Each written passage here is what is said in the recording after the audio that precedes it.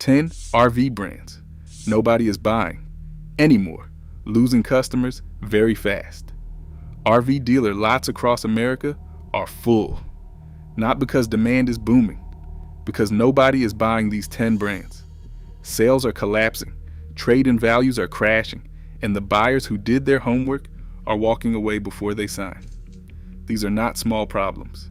This is a pattern that mechanics, inspectors, and NHTSA recall data all confirm. Today, we are naming all 10, why buyers are walking away. In 2024, RV shipments to dealers fell for the second consecutive year.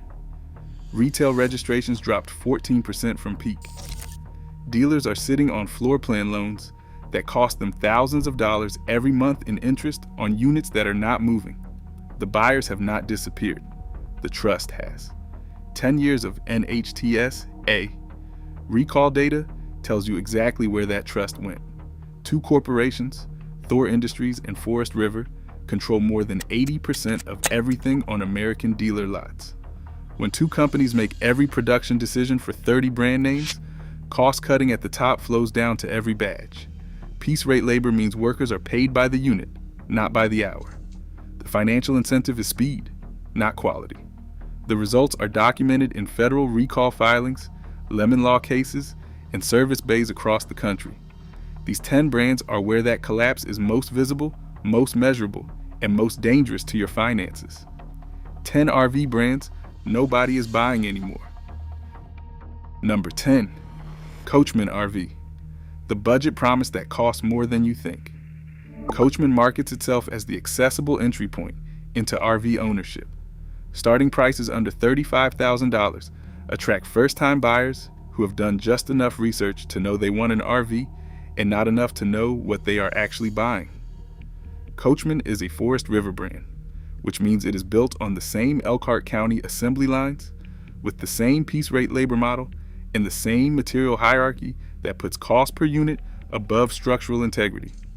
The delamination rate on Coachmen travel trailers is among the highest in the entry-level segment.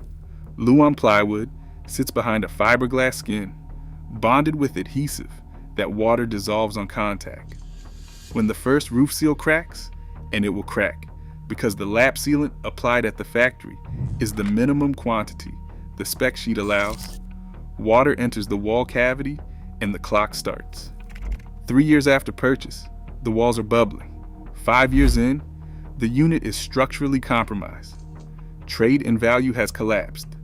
The buyer who thought they were buying affordable freedom bought a 5-year subscription to a problem.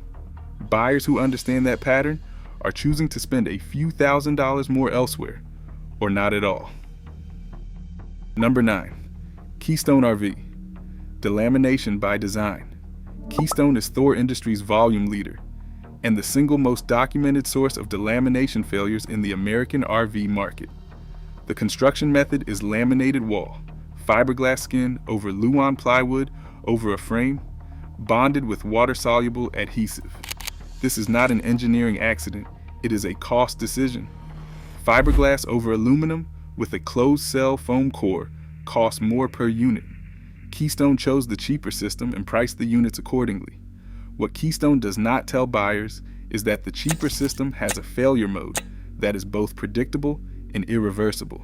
Water gets behind the skin, the adhesive releases, the wood rots, and the wall loses structural integrity. The process takes 3 to 5 years on average. By then, the warranty is expired. By then, the dealer who sold you the unit has no legal obligation to help you. And by then, no dealer will accept the delaminated unit as a trade-in at a price that gets you out without a significant loss. Independent mechanics across the country have documented a second failure pattern that is even more dangerous. Freshwater tanks held in place by self-tapping screws, rather than structural bolts, fail when the tank is full. Those screws shear under the load. The tank can fall onto the highway. The NHTSA database has this failure documented across multiple Keystone model years. Buyers who look at that database are no longer buying Keystone. Grand Design built a genuine reputation in a short period of time.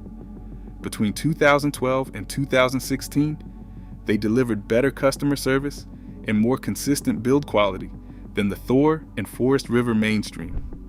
That reputation earned them a premium in the market and attracted Winnebago Industries, which acquired the company in 2016. The early post-acquisition years maintained enough momentum from the founding culture to protect the brand. That protection is eroding. In late 2024, the NHTSA opened a formal investigation into frame flex issues in certain Grand Design fifth-wheel models. Frame flex, the failure mode in which welds holding the front cap to the sidewalls crack under towing stress, is the same structural problem documented in Heartland units, which are built by Thor Industries, under the same production pressures that Grand Design once distinguished itself from. A brand that built its identity on construction quality is now under federal investigation for a construction quality failure. Buyers who paid a Grand Design premium because they trusted the brand are now asking whether that trust was bought from the 2012 version of the company or the 2024 version. The sales data suggests more of them are asking that question every quarter. Number 7, Heartland RV, the frame flex time bomb. Heartland fifth wheel toy haulers carry a structural failure mode. Mechanics describe as one of the most dangerous in the current market. Frame flex happens when the welds that connect the front cap to the sidewalls crack under the stress of repeated towing. The symptom you can see from the outside is a splitting or separating silicone seal where the side molding meets the front cap. That visible gap means the steel structure underneath is already moving independently of the walls. By the time you see the gap, the damage is structural. The cause is not a mystery. Heartland reduced the gauge of steel in the frame to cut production costs, while at the same time increasing the physical size and weight of their units. A heavier trailer on a lighter frame, subjected to the torsional stress of highway towing, produces predictable results. Repair of frame flex requires stripping the entire front skin off the trailer and re-welding the structure from the ground up. The repair bill starts at $10,000 and does not include the time your unit spends in a service bay waiting for an appointment that might be 3 months out. Heartland warranty response to documented frame flex cases has been unreliable at best, and denial and delay at worst. Buyers who have read the service forum threads are choosing to spend their money on brands where this specific conversation does not exist. Number 6, Forest River Cherokee and Salem, the piece rate assembly line. Forest River is one of the 2 largest RV manufacturers in the country, and they maintain that position by moving units off the assembly line faster than any competitor. Speed is the product. Speed is what piece rate labor incentivizes. Workers who are paid by the unit, completed rather than by the hour worked, have one financial priority: finish the unit and start the next one. Quality control that slows the line down comes out of the worker's paycheck. What this means in practice is documented in inspection reports across the country. Construction debris gets sealed inside wall cavities, sawdust, empty adhesive containers, packaging material, because no one had time to clean up before the next panel went on. Electrical wires stapled directly through the center of insulation bats, rather than routed around them, create fire hazards that pass initial inspection because the damage is hidden inside the wall. Plumbing lines kink at corners because the installer did not take the 60 seconds required to cut a proper fitting and route the line cleanly. None of these failures show up on the dealer lot. They show up 6 months after purchase, when the unit is out of the PDI phase and the warranty clock is running. Cherokee and Salem are the 2 Forest River lines where independent service centers see these patterns most consistently. The buyers who talk to those service centers before they sign are choosing differently.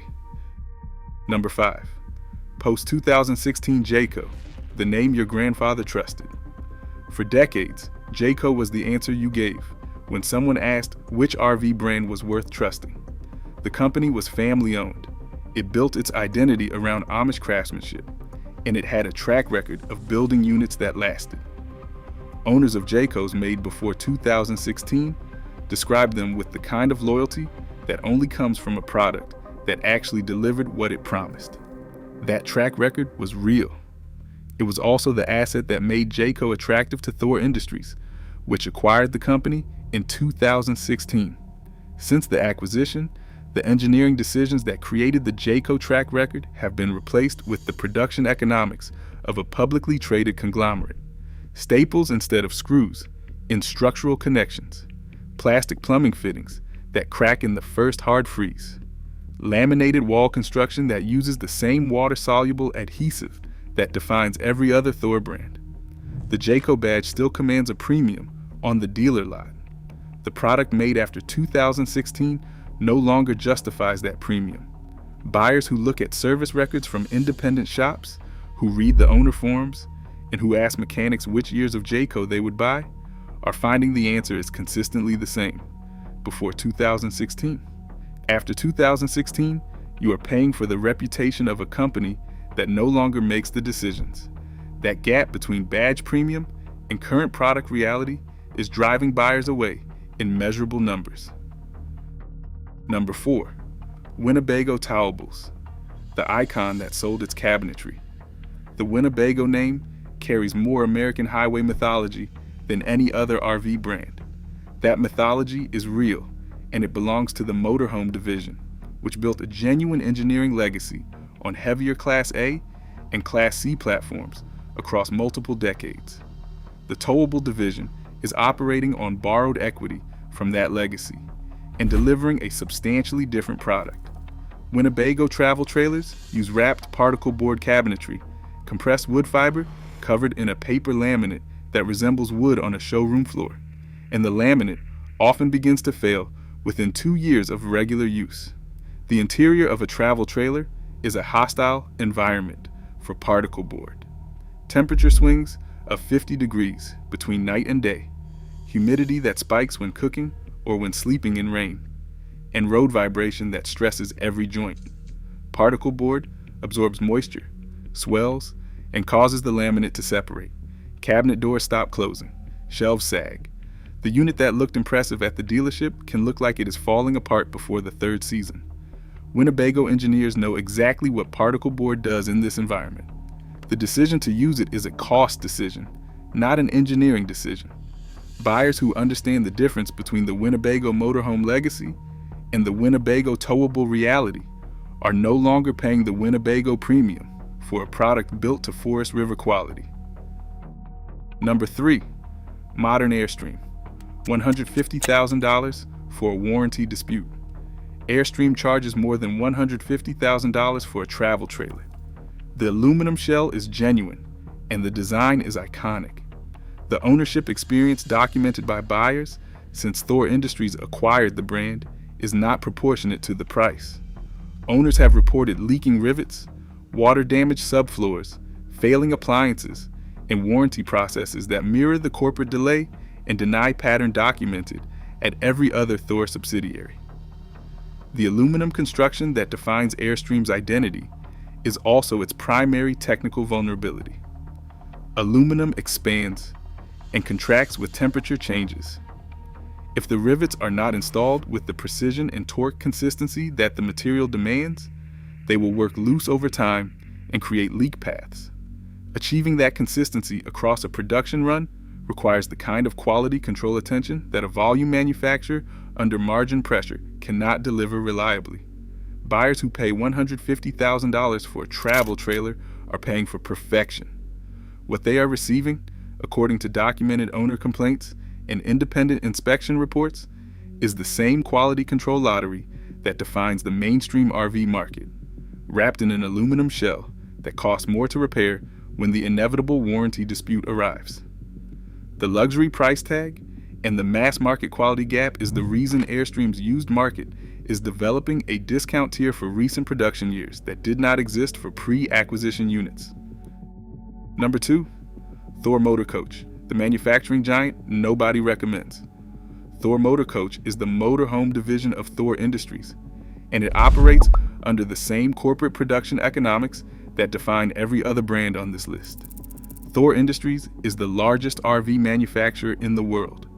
The scale that makes them dominant in the market is the same scale that makes consistent quality control structurally difficult to achieve.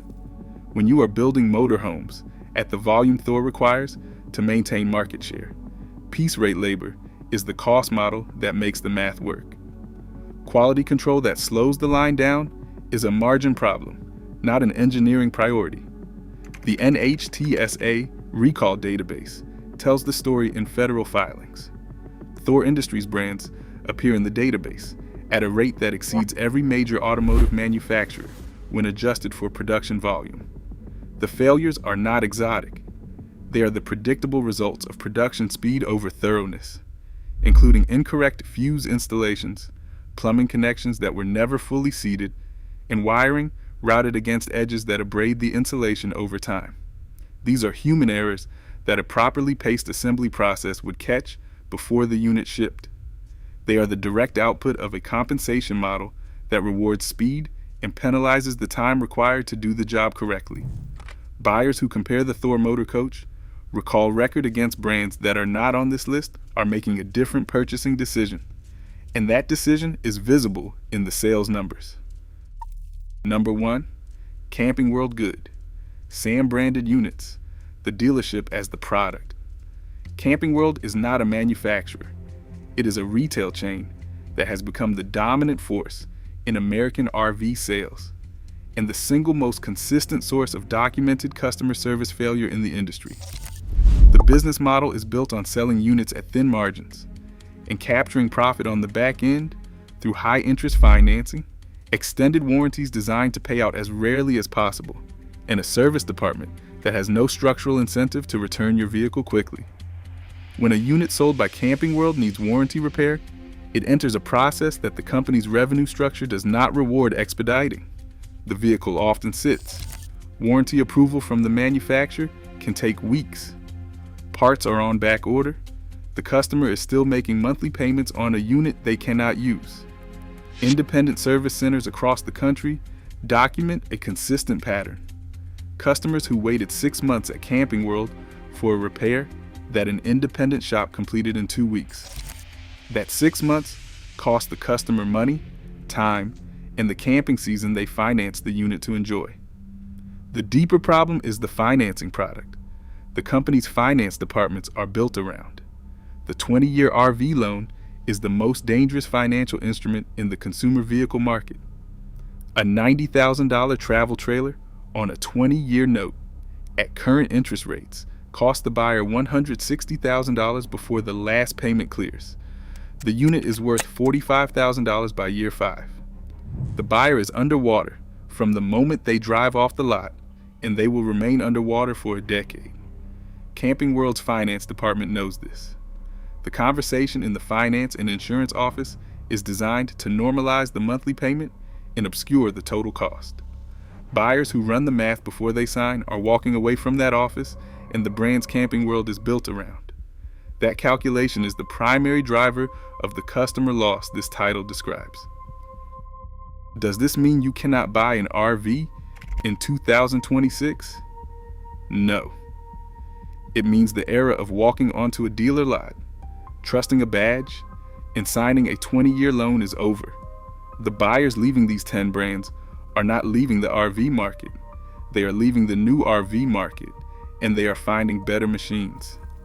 These were built when workers were paid by the hour, and when manufacturers were run by founders whose names were on the door. They cost a fraction of what current production units cost. The brands worth your money in 2026 share 3 characteristics. First, they were never acquired by Thor Industries or Forest River. Second, their construction method does not include Luan plywood or water-soluble adhesive. Third, their used market at 15 to 20 years old holds value because the machines that were actually built to last have already proved it. Pay a certified NRVIA inspector $300 to $500 before you sign anything. That inspection will tell you more about the unit you are considering than any sales brochure ever will. the inspection might kill the deal. That is exactly what it is designed to do when the deal deserves to be killed. The 10 brands on this list are not failing because American buyers stopped wanting RVs. They are failing because American buyers started doing the research that dealerships and manufacturers hoped they would never do. The NHTSA recall database is public. The Lemon Law filings are public. The owner forms where people document what happens after the warranty expires are public. The information has always been there, and the audience for it is growing. Private equity did not destroy the American RV industry because it was incompetent. It destroyed it because the math of extraction is simple. Acquire a brand with a reputation, reduce the cost of the product, maintain the price of the badge, and exit before the reputation catches up with the reality. That cycle is now complete for most of the brands on this list. The reputation and the reality have converged. The sales numbers are the proof. Stop shopping for the newest unit on the lot. Start looking for the machines built before the acquisition dates, the brands that never entered the acquisition cycle, and the construction methods that do not have a water-soluble failure mode built into the wall. They exist, they are running, and they cost a fraction of what a dealer is asking for a unit that will be worth half that in 3 years. If this investigation gave you a clearer picture of where the American RV market actually stands in 2026, subscribe to this channel.